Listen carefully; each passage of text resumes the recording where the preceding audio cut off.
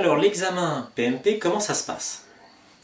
Alors d'abord, ça se passe bien un examen PMP. Un examen PMP, ça se gère au travers du site pmi.org. C'est là où vous allez trouver le processus d'inscription.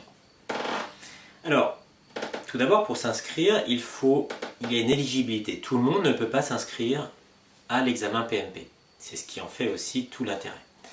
Le PMP ne cherche pas à certifier des débutants, il cherche à certifier des gens, des chefs de projet en exercice qui ont de l'expérience. Alors, quelle expérience? On considère qu'il faut 4500 heures d'expérience comme chef de projet. Alors, ça peut paraître beaucoup, 4500 heures, un peu comme un pilote, 4500 heures de vol. Il faut considérer que ce sont donc à peu près 3 ans d'expérience comme chef de projet. Donc, ce n'est pas non plus énorme. Bien sûr, si vous avez plus, c'est mieux. Donc, il faut un niveau d'études minimum, ça va être le bac ou la licence. Et il faut faire une formation de 35 heures à la gestion de projet, si possible orientée PMBOK, PMP. Voilà ce que vous êtes en train de faire, puisque vous regardez une formation qui parle de ça. Donc, vous avez la formation, vous avez l'expérience, vous avez le niveau d'études minimum. Vous vous inscrivez. Donc, il y a un formulaire à remplir, petit processus. On vérifie éventuellement, de temps en temps, il y a un audit, donc toujours donner les vraies expériences, les bonnes dates, être bien précis. Puis ensuite, le PMI va accepter votre demande, vous payez, c'est toujours assez cher, vous trouverez le prix sur internet, vous pouvez me demander aussi, je vous enverrai de la documentation sur comment on passe le PMP plus en détail. Là on reste assez sommaire.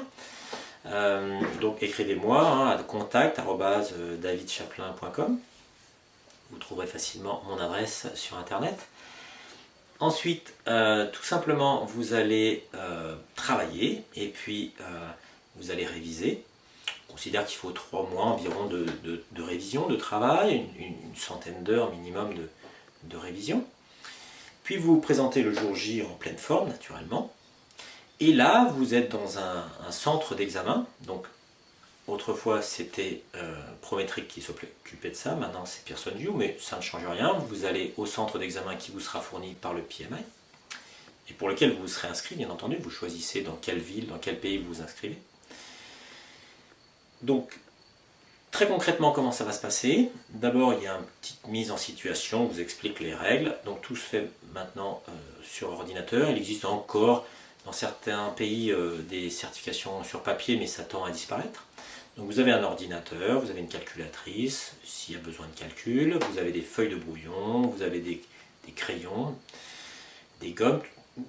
Le centre de formation vous donne tout, vous n'avez rien à apporter, aussi pour des raisons de sécurité évidentes. L'examen dure 4 heures. Donc on peut dire que c'est un vrai marathon, puisque 4 heures c'est quand même un certain effort. 4 heures, 200 questions, donc chaque question est indépendante, donc ça fait quand même un travail assez fastidieux. Donc sur 4 heures, ça fait une moyenne quand même de 50 questions à l'heure. Globalement, une question à la minute. Essayer de faire des pauses quand même toutes les heures, ça me paraît indispensable, mais le compteur tourne quand même. Très difficile quand même de faire 400 questions d'affilée, je vous le dis tout de suite. Donc 4 heures, 200 questions. Alors, vous vous posez la question, mais alors comment sont les questions? Alors c'est des quiz, donc une mise en situation avec un petit texte qui d'ailleurs peut parfois être assez verbeux. Il peut y avoir des calculs à faire, des schémas à interpréter.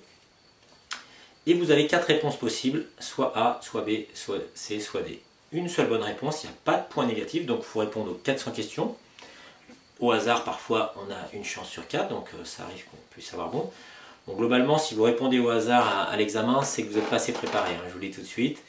Il faut faire beaucoup d'examens, de questions, d'examens blancs, de ce qu'on appelle des mock-up exams, donc s'entraîner. On trouve pas mal d'examens blancs aussi sur internet, des échantillons et tout. Donc, maintenant, autre question que vous posez, quel est le seuil pour le passer? Alors là-dessus, le PMI ne dévoile pas un seuil précis. Voilà. Donc par recoupement, on sait que c'est entre 60 et 65%, certaines personnes disent 62%. Il n'y a rien d'officiel, donc je ne vais pas non plus avancer des chiffres. Disons que c'est autour des 2/3 quand même de bonnes réponses. Voilà. Donc ça veut dire qu'on a le droit de faire des erreurs, mais pas trop quand même. Voilà. On peut se tromper quand même une fois sur 3, globalement ça passe. Mais voilà, pas de chiffres plus précis que ça.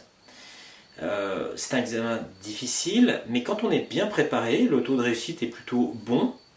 C'est simplement que beaucoup d'élèves se donnent peut-être 3 mois, mais papillonnent et ont du mal à bien à la fois connaître la théorie, mais aussi à avoir fait suffisamment d'examens blancs, de questions d'examen type.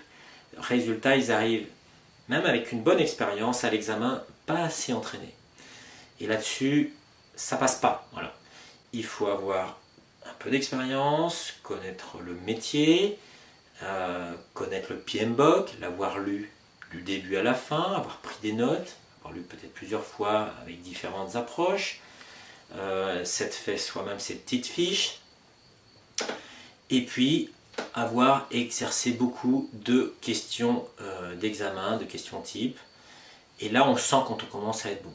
Donc, on conseille de ne pas aller à l'examen si vous n'avez pas un taux de réussite en question d'examen blanc en dessous de 75-80%. Il faudrait à peu près ce niveau-là.